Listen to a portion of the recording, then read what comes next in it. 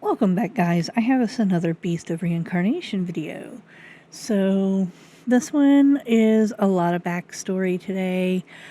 We do get to do some flashbacks, though you do get to play in them a little bit, and you will get to actually see some action, but this is mostly just a story video. So sit back, relax, and enjoy the story.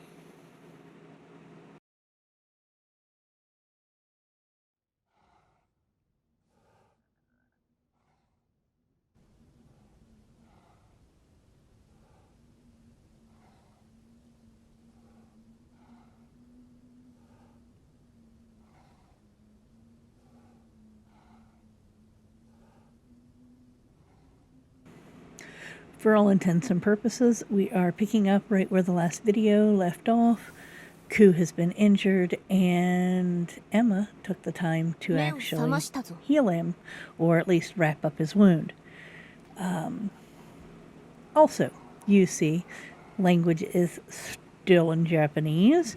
I still haven't been able to figure that part out yet. Hopefully we'll get it before we actually finish the game, because I'd actually like to know what's going on without having to read it. That being said, this is still part of that flashback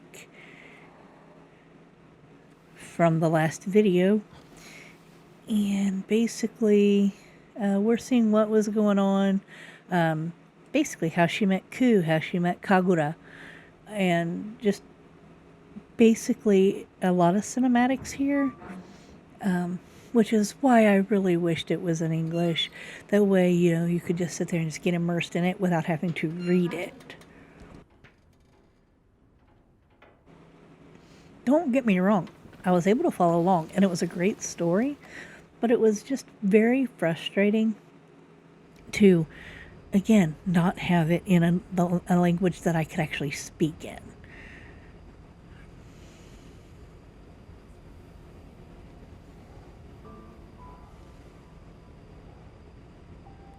Right, and so now we're back at present day. She's got Ku here, and so we're back in the Cleanse Walker. I'm going to tell you now, I do have some spots that I've chosen to fast forward in this video, mainly because it's menu stuff. And I truly do not see the point in leaving the menus open, let you see everything I did in the menus. So yeah, just fast forwarding through all of that. There's a lot of skill stuff. There was some upgrade stuff that I fast forward through. That right there was just checking out the skins that I had gotten for Ku. Really don't care about them. I opted to go back to the white, by the way, if you didn't notice. And then here we are back to present day deployment, I guess. And I have absolutely no idea what I had done, because it has been a couple of days since we did this. But look at Ku. Ku is absolutely adorable.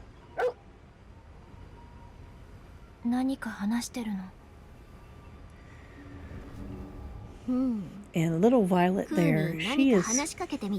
I really wish I knew more about her.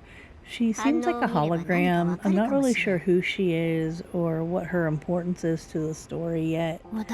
We're kind of going blind, especially with the language barrier. I think there were things that I missed when setting everything up or when starting the gameplay, because it wasn't in English and I didn't know that I was going to have to read it the whole time. Didn't realize it was going to continue to be talking during fights and whatnot when I can't read and fight at the same time. So hopefully it's knowledge that I will catch up to later.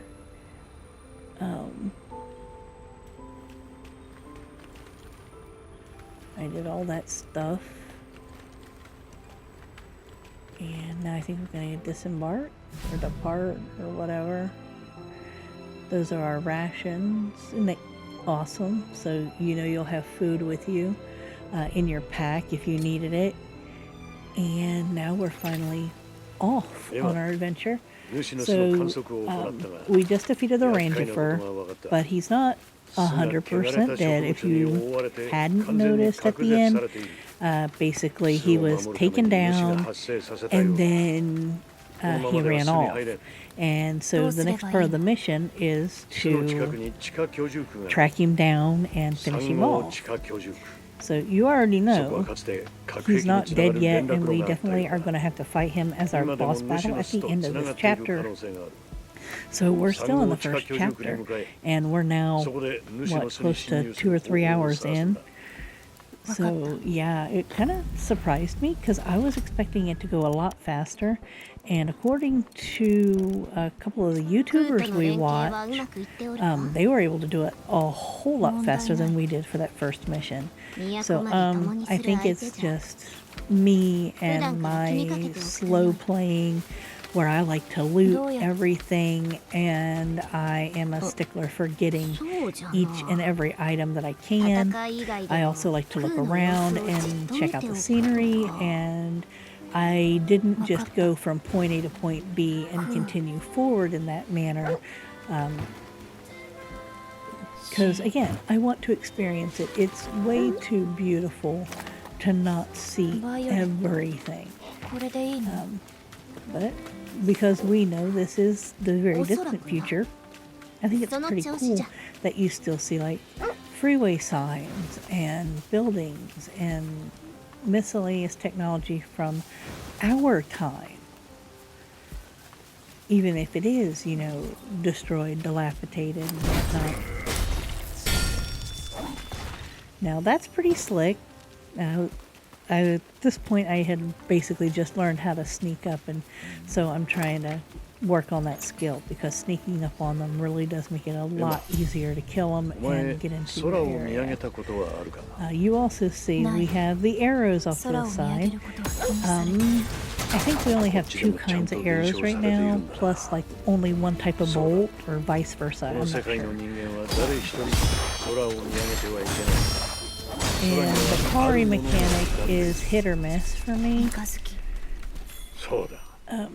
Especially when I'm fighting those bosses, you gotta constantly like go through. You gotta cycle through your arrows and cycle through your bolts, and you gotta make sure you're parrying and dodging and everything, because they can easily overwhelm you, especially if you're fighting a boss with ads added in. So, you know me. So now, here we are literally going back to campfires we've already been to when we were unlocking things, which I think is also part of what slows us down here. And we are working our way back to I think it's the subway, where you go underground, find those things. You have to, and I think we have to find like a key or something down there, so that we can actually get to the Nushi's lair and defeat the giant stag once and for all, which I think he's called the Rangerfer. I think that's what I put in last time. It's Rangerfer or Rangerfer. So you got a lot of extra stuff that may or may not actually be necessary or required to continue with the gameplay. And you've got me, who likes to explore and check everything out. So yeah, you'll definitely see me in my wandering adventures. Though the best thing to do, and here's the map, so you at least can pull up the map when you need it, but the best thing to do is to follow those blue mists. Between the blue mists pointing you in the right direction and being able to open up the map and track markers on it, that's gonna save your bacon numerous times when it comes to where do I need to go next. And again, these these golden things that look like coral, those are our currency. That's where we're going to get the amber that we need for upgrades and whatnot. So here we are back to this save, which is right above where we first saw the Rangifer. And his lair, I believe, is through that waterfall when you go back down. That's if I'm not crazy, and if I didn't get myself twisted around or anything stupid. 記憶には知識や感情が伴う。戦いの役に立つこともあるだろう。記憶。どうした？私の記憶に知識はあっても、どうして私には。And I'm very particular about saving and using the rest spots. So these campfires are really, really helpful. Just like in a lot of the Souls-like games like Elden Ring, Demon Souls, etc. All of those style of games, you have to save at your bonfire. So it's very important that you rest at every campfire so that not only are you activating that campfire so that you can fast travel to it later, but it also gives you the closest respawn point if you die between here and the next one. It also fills up your all your meters, all your potions, all your arrows, everything basically, whatever you have in your storage as far as arrows are concerned, it will restock what you have on hand out of your storage, as well as also, you know, giving you back your health potions and restoring your actual health.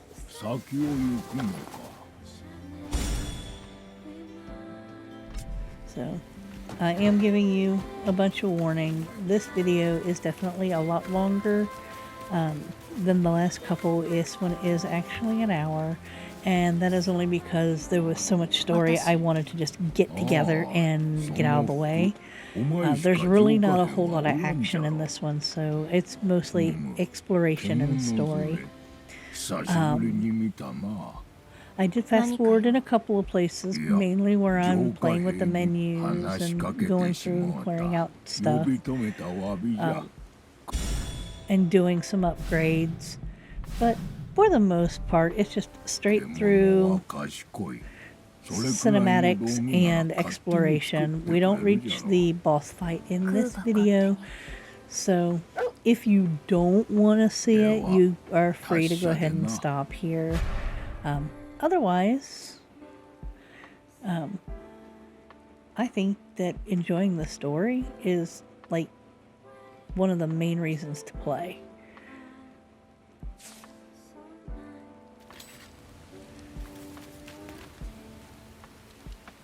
Now there are so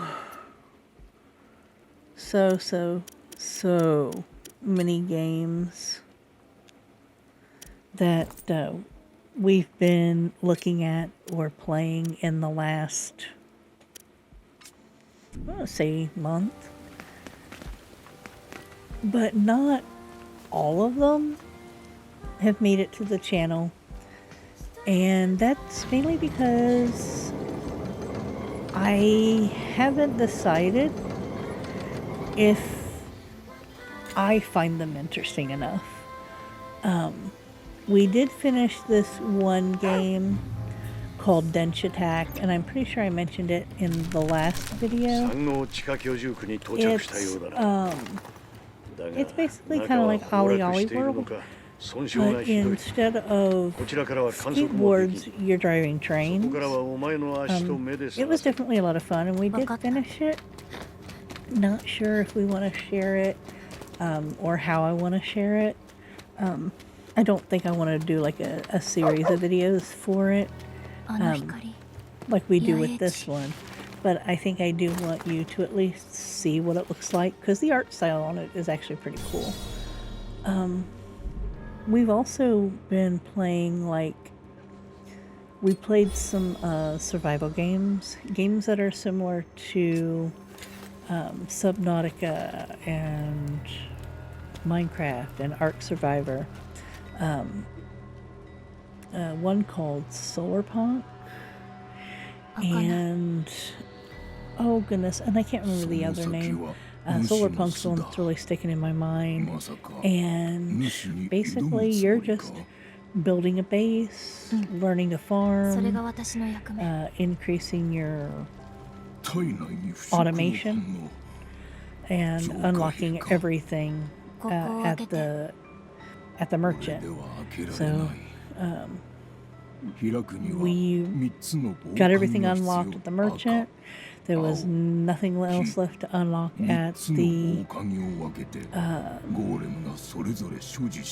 workbench that we were actually interested in. You know, that was actually an upgrade as opposed to decoration. So we considered that a finished game, and it was a good place to stop, to be honest. It was fun. It has a nice graphic style as well. I think you guys would be interested in checking it out, maybe. So again, just like Dench Attack, I'm going to try and come up with something so you guys can at least see what we've been doing between games. I did finish 007. It's sitting in the vault waiting to be shared. So few views, I wasn't sure if you guys were truly interested in it. So, as I've said in every video since, if you want to see more of 007, please let me know. Maybe I can splice what's left of the game, which is still about 70% of it. Splice it into a couple of nice ending videos without, you know, going piece by piece, scene by scene like we've been doing with some of these. And then there's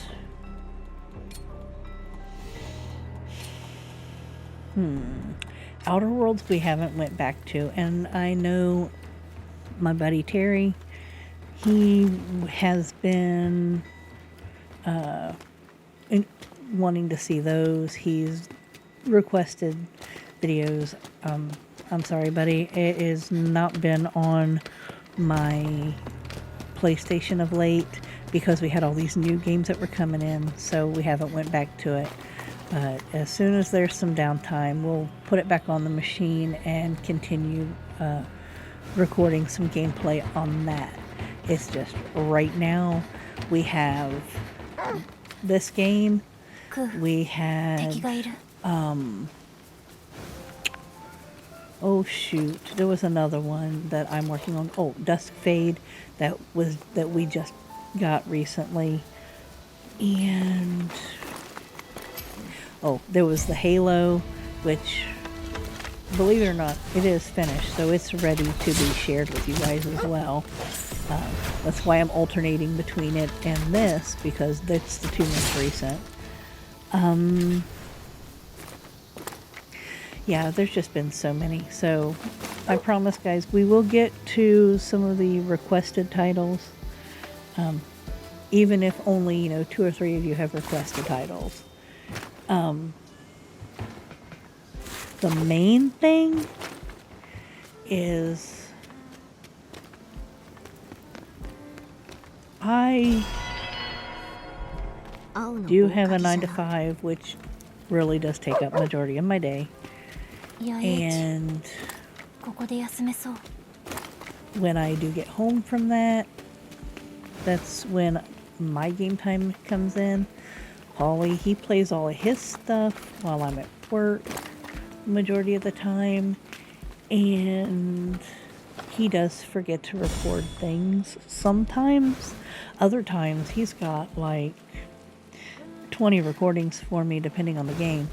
Anytime we have something really new that we want to share with you, we're both recording and making like a backlog or an archive of videos so that it's all ready for you when I'm able to go ahead and post it. I personally like being able to check a couple of things out. If I don't get to finish it, it doesn't upset me too much, but I do feel bad if I don't make it through the game at some point. I do like to reach that final boss in mini games. If there's a game that I'm struggling on that I absolutely cannot stand, or my review of it is don't even bother, then I'll just do a first impression on it and move on to the next thing. So keep that in mind. If there's games that I have done first impressions for, but you never saw anything else again about it, feel free to ask. I will answer whatever questions you have. Because if I have the files, if I played the entire game through to its end, I should have at least the final boss and the credits to share with you. So yeah, ask about a game that has already been posted. Comment on that video's comments to get that information. Because I will respond. I promise I do answer any posts and questions and comments. I want your feedback. We want to know what you guys think of the video so far. If you want to see more. If you would rather have more of a tutorial style video experience, or if you'd rather just have something that just goes through it clip style. If you like how I've been doing it so far.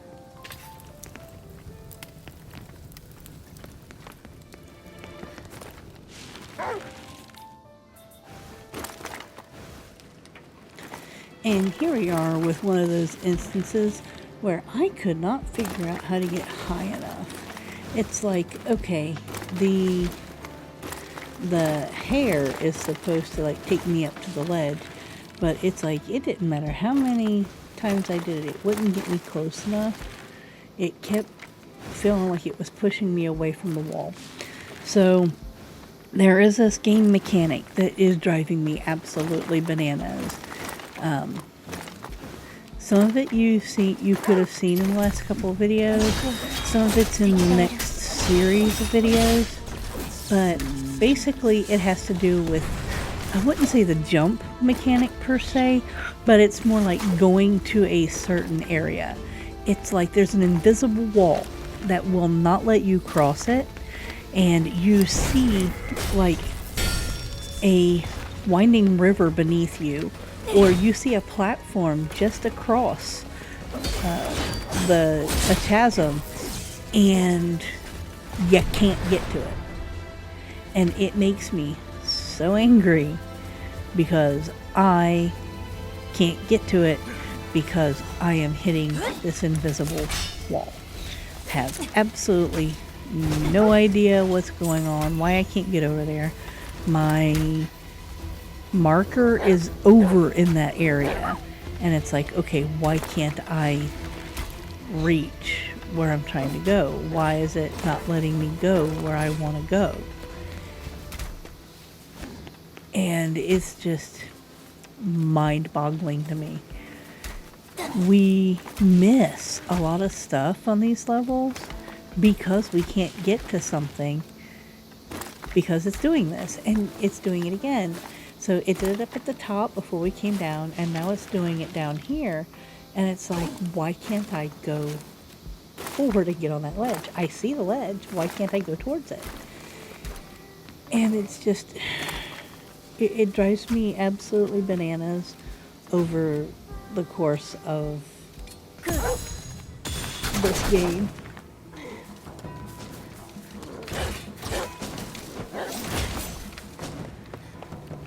And this guy, I just want to get past him. I don't even want to fight him at this point. He's already killed me multiple times. So, yeah. At least this time I was able to make it to the next camp and do that.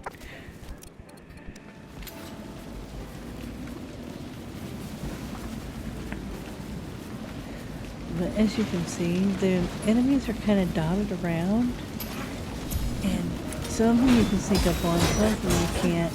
And these enemies, they're not too terrible. These are, you know, lower level.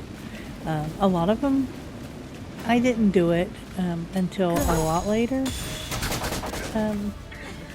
But for the most part, you can just run past them and move on. Especially if you keep dying and respawning. It's like, why stay in this area and continue to die? So just move on, run past them, and get to your actual goal. Because these missions take long enough to get through. Why would you want to make it even longer fighting an enemy multiple times because they overpowered you? It's stupid to keep respawning and keep killing them when they're not your main goal. So keep that in mind as well. Didn't really realize I could run past a lot of them. I thought I was destined to just keep fighting them until I got by. Paulie figured it out. He's good at that kind of thing. Really should listen to him more. I hate admitting it. But this time through, I'm going through one by one, stealthily killing every one of these enemies. And quite frankly, that actually saves your health a lot better.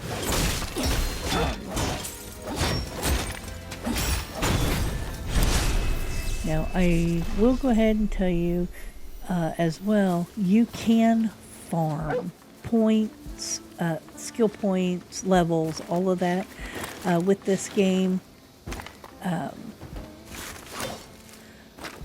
I found that it did get easier as we, gained those levels. You just have to know where you're heading and, the best farming locations. Use Google. I don't think we actually found any good farming areas until I think the 3rd chapter, if that helps. And I will, tell you, we have completed this game. So it's already in the archive and ready. So at least I do have it all ready for you. I just have to put it together and, give you these voiceovers. But, basically, I do that with a lot of games. You'd be surprised how many games I have actually put away. I think I'm looking at probably 20 gigs of just video clips over the past few months. Got quite a bit. So, look, I know you guys are going to be looking forward to some of this.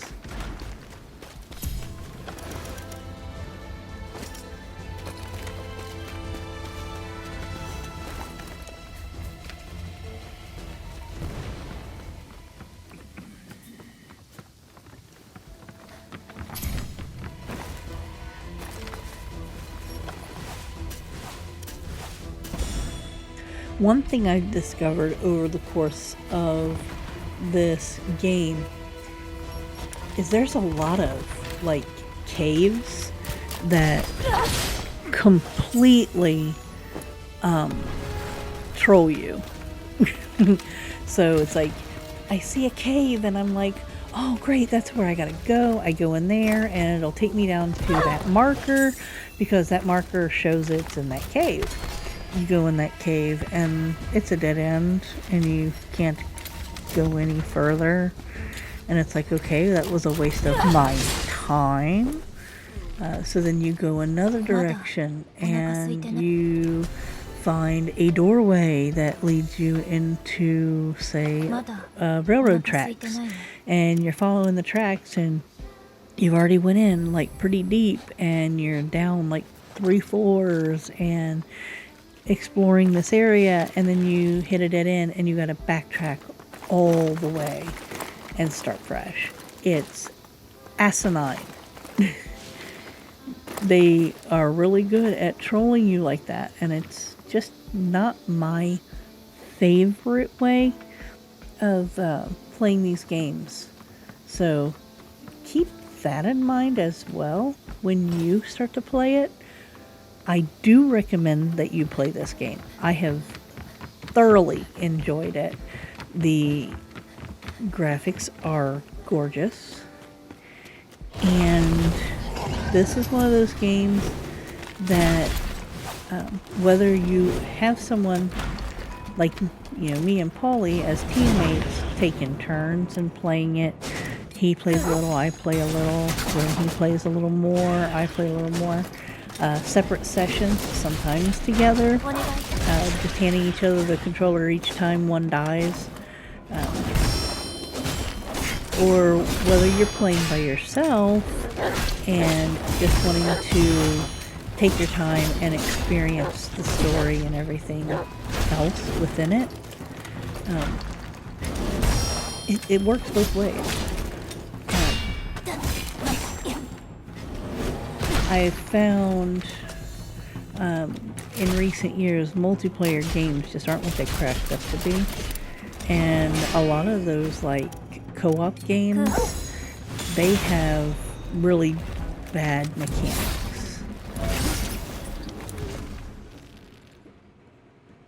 So something like this, which is technically a single player game, if you have a spouse or a significant other that your gameplay time is your quality time with them, by all means, you know, play it like me and my husband do. We literally take turns. We hand the controller back and forth with one another. When one of us dies, we immediately hand the controller over to the other, and that person plays until they die and hand the controller over for the respawn.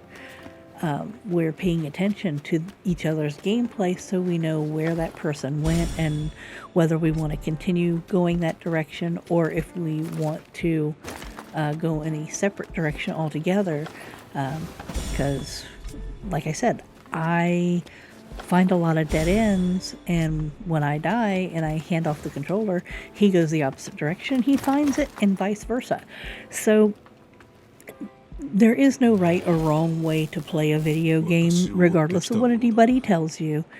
If you want to play it with a partner, you play it with a partner. If you want to play it by yourself, go ahead and play it by yourself. The only thing that is required and mandatory is that you have fun.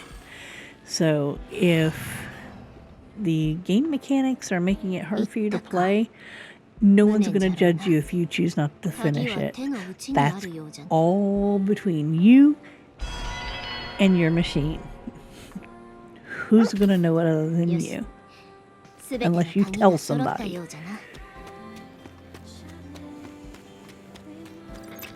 Which, I know, that's probably not the right mentality for a gamer, but I say, make sure you experience everything.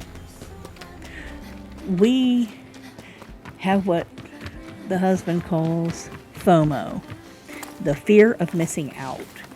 So every time there is a new game coming out, we feel like we've got to check it out, and we will flip out if we missed out on something. We'll feel guilty for missing out on something. So even though we're always playing under his profile, we're always, playing a game, where we're taking turns like we are here that you guys see, that doesn't mean that we are playing playing the wrong way. This is how we play.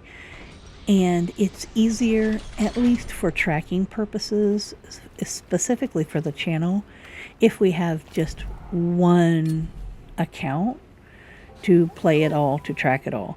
Because if you see my gamer tag and his gamer tag and bits of the story don't match up, because I played one day, he played the next, but I'm piecing together videos of different gameplay under different profiles, we're going to be in different places, we're going to make different decisions.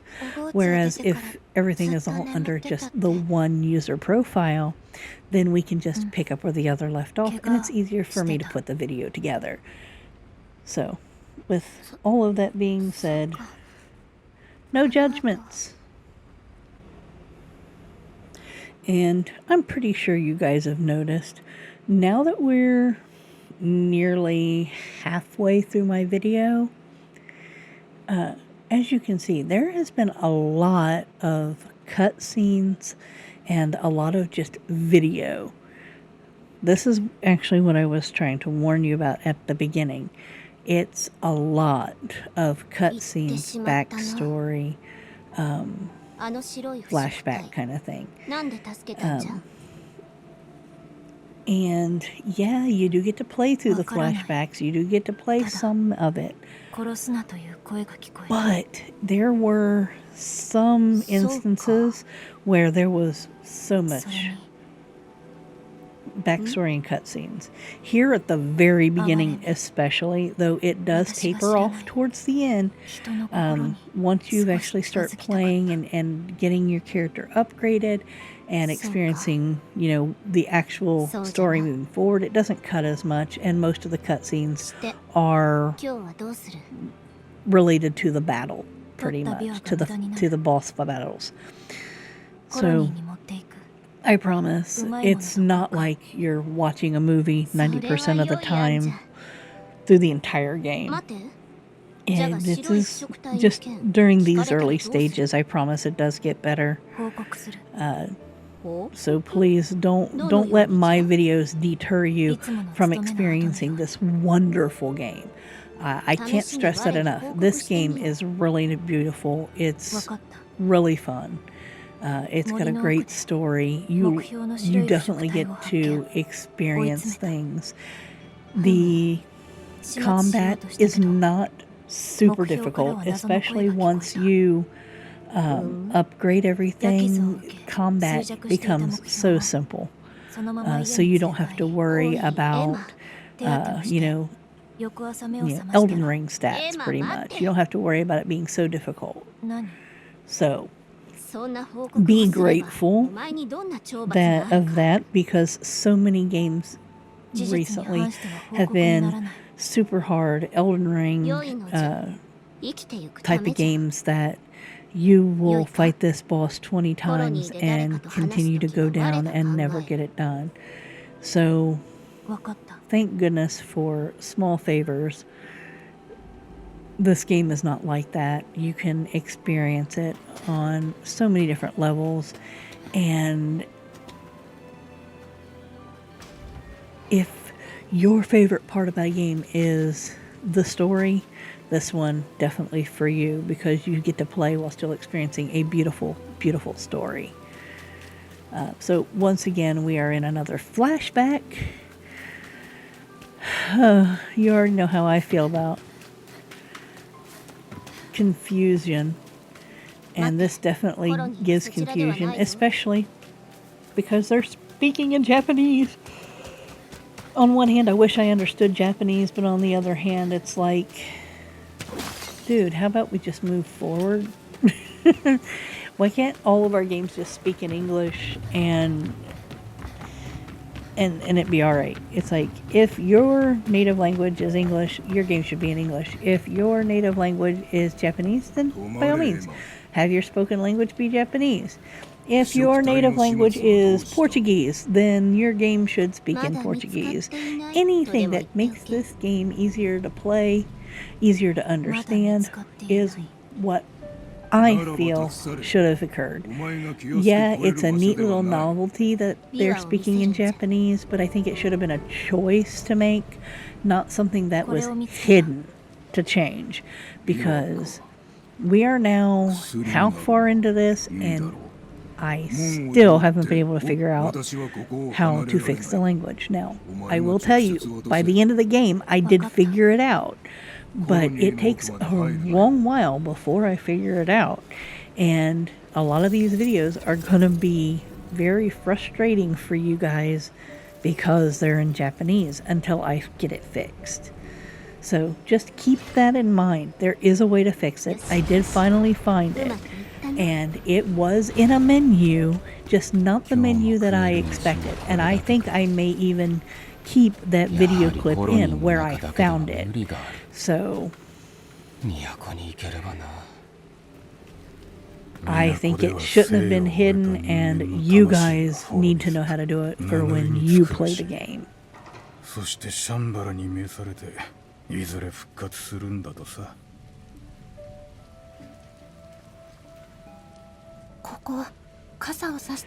I don't know how you guys feel about it, but I have a hard time figuring out what to talk about, what to say when doing these clips. Especially since the game is not in English right now. I know that me talking over it isn't going to be quite so disruptive to the story. If I had just played the video straight through without talking to you guys, having a conversation, you, could have been able to focus on the dialogue reading your screen, but I don't think it would have made a difference as far as these cutscenes are concerned for you to pay attention or help you understand it anymore. At least by me conversating with you, you at least understand what's happening, and you kind of get like an idea of what's going on in the warped mind of Amanda. And I am going to say I'm warped because I really do come up with some weird stuff. So we're a little more than halfway through the video, and like I said, it is roughly an hour long, so we still have about another 20 minutes left, and it's going to be more of this kind of stuff, though I do have a enemy fight coming up that I think you're really going to enjoy as part of this backstory section. Talk about this real quick. This town, you learn that Emma is called a Purifier. She's also called Seeker. And basically, she is an outcast for the most part. She has this special ability. She's blighted. And because of it, they treat her rather poorly. They don't want her, going through the town and, harming anyone. She is basically the human equivalent of a Malefact. The Malefacts being the animals that are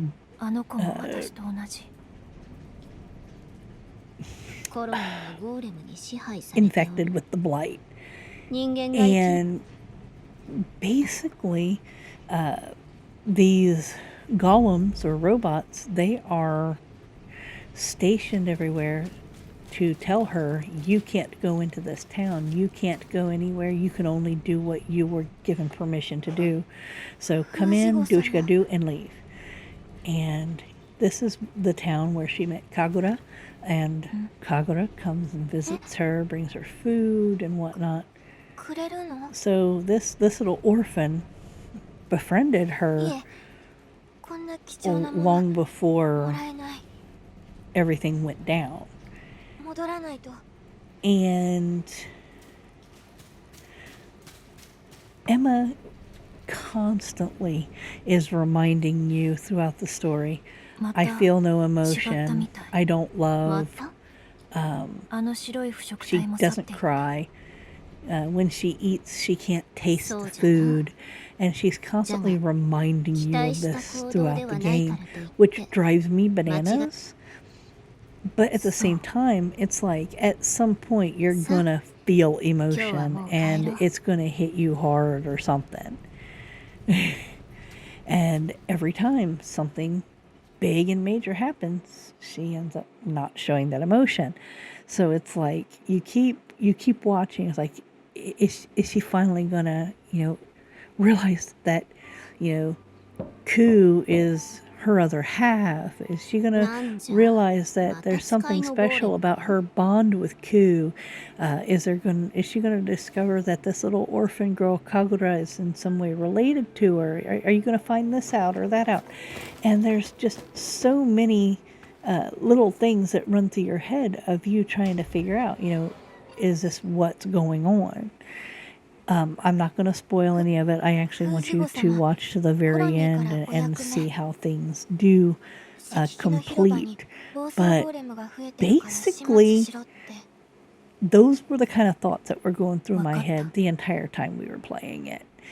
So, whether right or wrong, those were how I approached the game.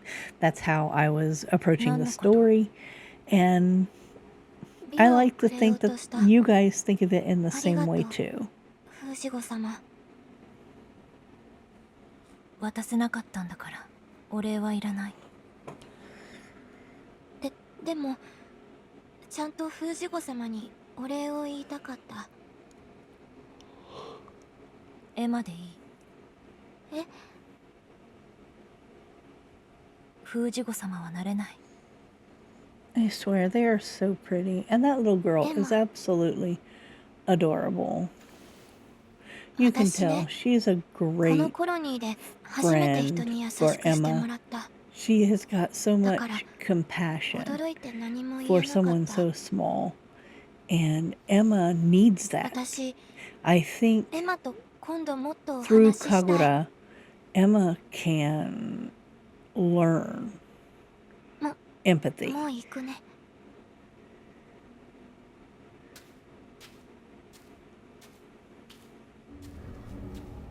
And again, this little Violet, man, she gives me the willies sometimes. She's almost like a ghost. She only shows up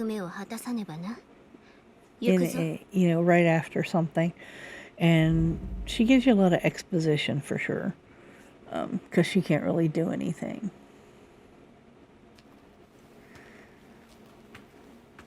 So after going back to your home, now Violet's like, okay, you need to go. You need to move forward. Something's going on here. And so you now have to make your way back to the town for a purpose or whatever. They're also just now teaching you the skill that I figured out forever ago. So yeah, the main thing is you're just moving forward, fighting what they want you to fight along the way, but mostly you're just getting the next piece of the story, because regardless of how you play it, this is Emma's past. So when you make it through, it's still going to be a set outcome. And if you die multiple times in a respawn, you still are going to have the same outcome, because you don't get to make a choice per se into this part of the story, because this part of the story is always going to be the same thing. So you're just going to go through, make your way back to wherever they want you to go, and then learn the next bit of story. この先の古い浄化装置なら何か見えそうじゃ。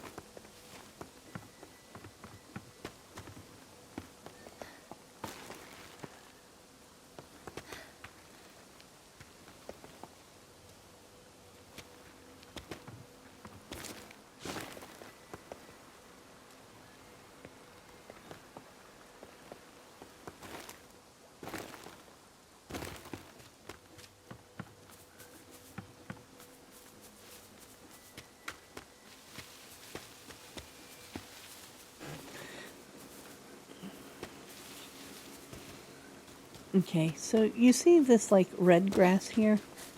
That's an indicator letting you know that you can hide in it. I don't really do that too terribly much, especially here, because you can see this is an empty area. There's no enemies, so there's no purpose in it. But there are some parts of the game where there will be enemies in that area, and if you see that red grass, that's your first hint to go ahead and crouch down just in case. Even if you discover that there's not anyone there,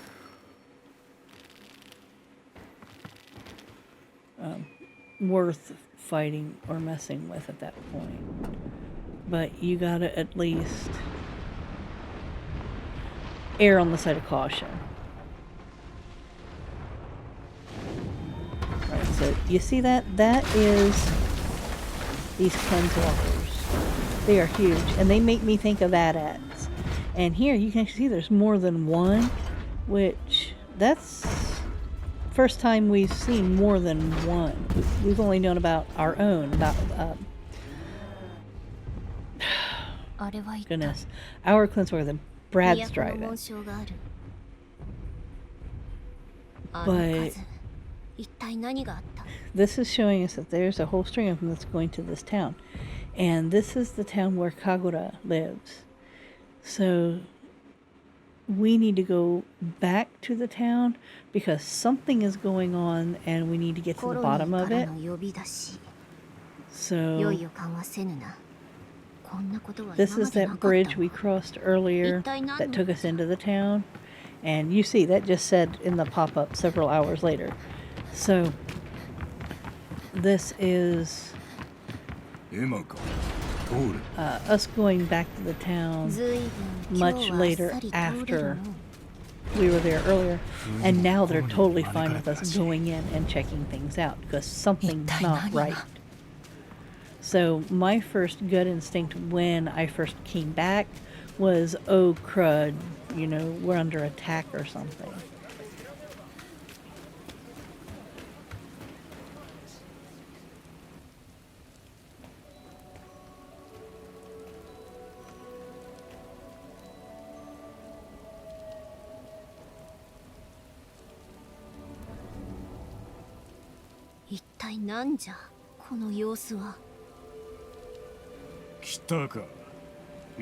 Okay, so what I've been able to kind of glean based on information that I get during these like cutscenes and stuff is that these golems were once human. These humans were put into these like robot bodies to try and save them.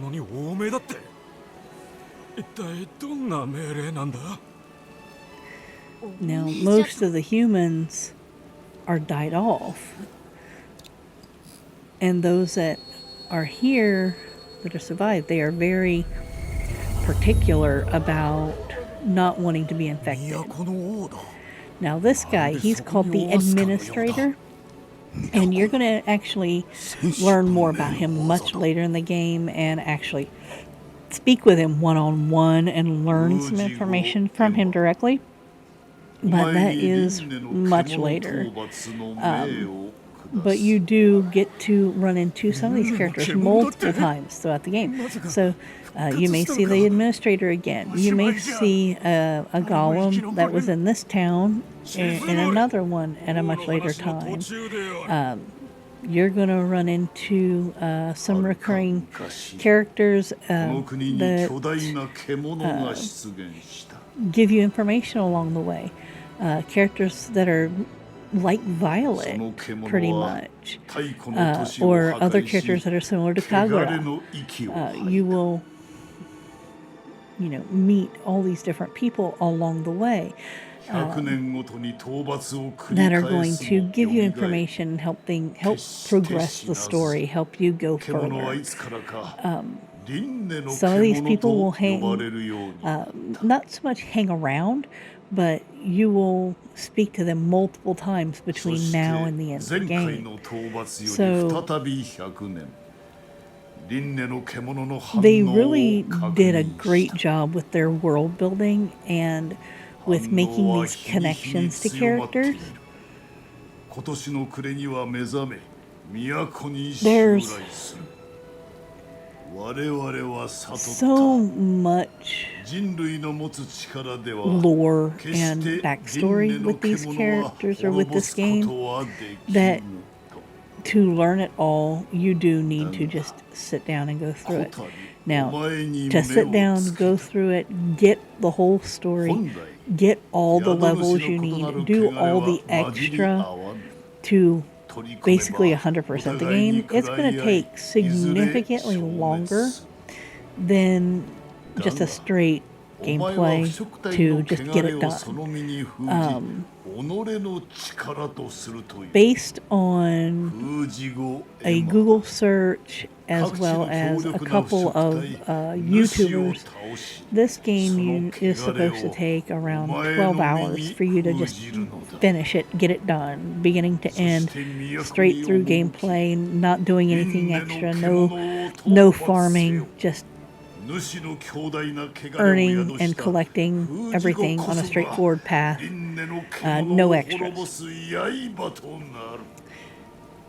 The way we played, which was, I want to say 50% extra, not 100%. Mind you, we did not 100% it. There was still a lot of stuff missed.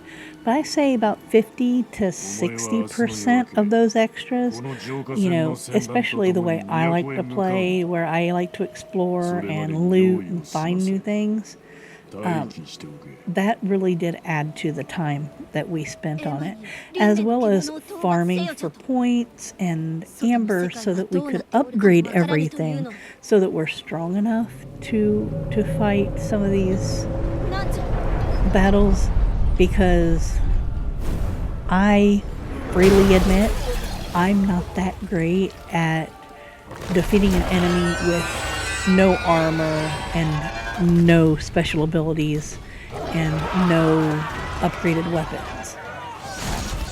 I have to have as many upgrades as I can get. So for my particular gameplay style, I needed to farm because I needed that extra boost.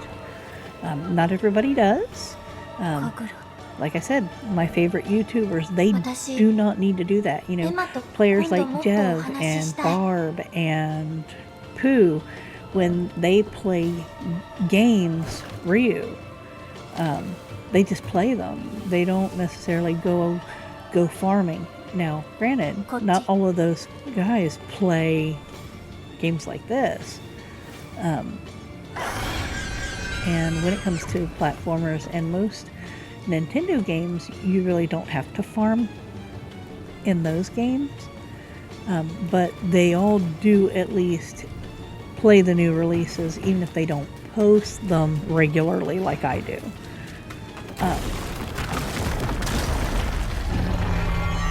So keep in mind, if a YouTuber or professional player can complete a game in about 8 to 12 hours, and they're doing it on hard mode, or they're doing it with no armor.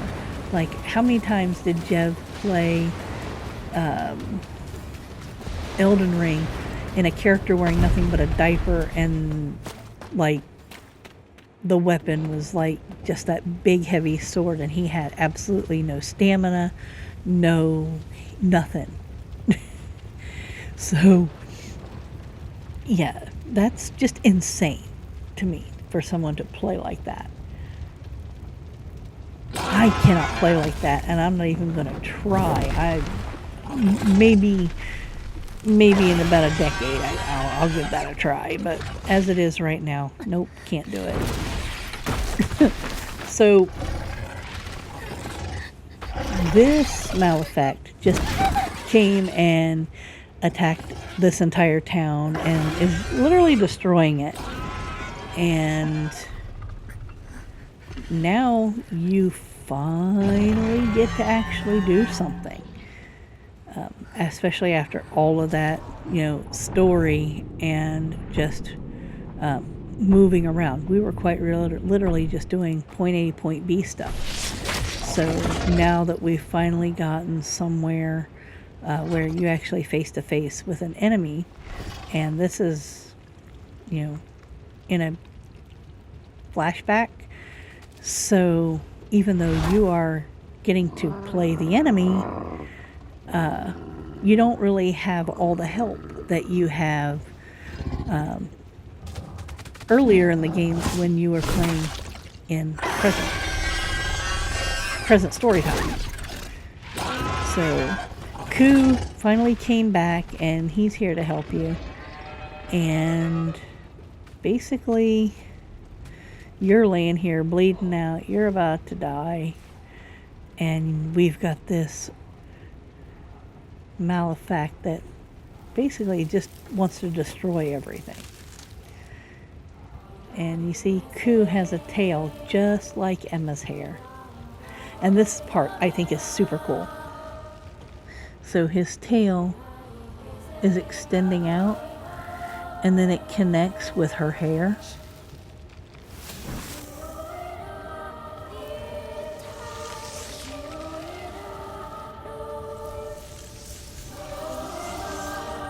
And watch, this part's super cool. You see that? It's healing her, right? And now she has that pink flower that he has on his tail. And that's the pink flower that she's had in the back of her head in the present time. And so now you two are basically entwined for the most part. It's so cool.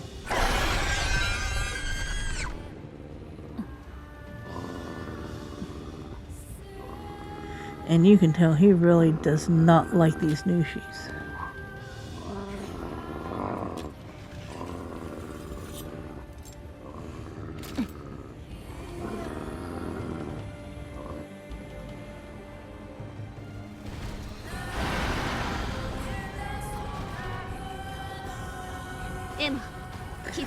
So this particular enemy, and don't get mad at me if I pronounce it wrong or don't know what I'm saying, is like Nue Malefact. And basically this guy kind of makes me think of like a giant dog meets a demigorgon from like Stranger Things. So they're like these, it's like this giant like creature. And it has no eyes, but yet it still sees you or whatever. And like I said, it's got like paws and stuff, so it really does like make me think of a dog or a giant cat or something. Just a very large creature. And they never tell you what these Malefacts were prior to the blight. Like, you can kind of guess what most of them are, like those one bears and the stag and everything. But not all of them have that. This is just so happens to be one of the ones that you never really figure out. Now, you see all that, like, craziness that this Malefact's doing right now? So he's like swiping at you, and he's doing those like big like spins to hit you whip you with his tail and stuff. That's what you need your pari for. And I am still struggling with getting pari right in every game. Some games are better than others when it comes to the pari mechanic. This one in particular, there is such a delay with that pari that it's really hard to get a perfect pari, which is basically what builds the points for Ku. And I'm talking about the in-game points that you use for his special ability, not his skill points for upgrading him and his abilities.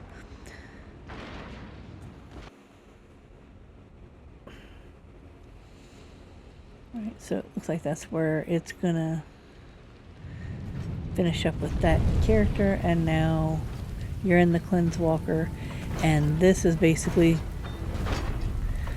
telling you this is how you got to where you're at today with Brad and the Cleanse Walker and Kagura and Ku all together traveling to complete these missions. This guy right here, don't know who he is yet. He kind of gives me Brad vibes, like he's another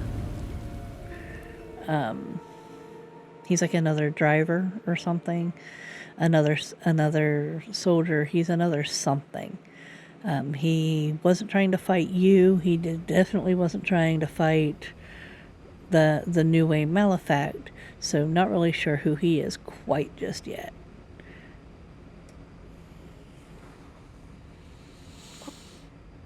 And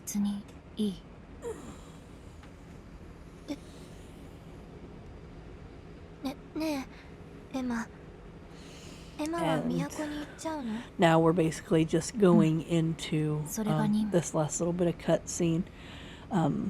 This is actually where we're going to go ahead and call the video. Let this cutscene finish out, play out, and basically they're just having a little conversation. I can't even read the font. It's so small. With the current size I have it on my screen as I'm talking to you. I did pay attention to it when it was live and we were playing. But basically you're getting to know Brad. Kagura's asking questions. They're trying to decide what they're going to do going forward, what the game plan is, yada yada.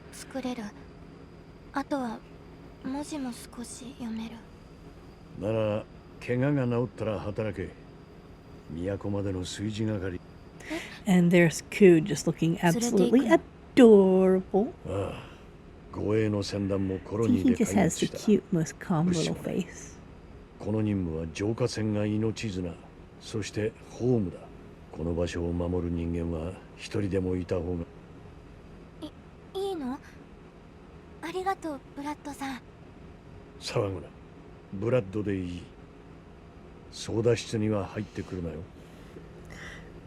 Basically, if you haven't noticed, I'm just letting this cutscene finish playing out.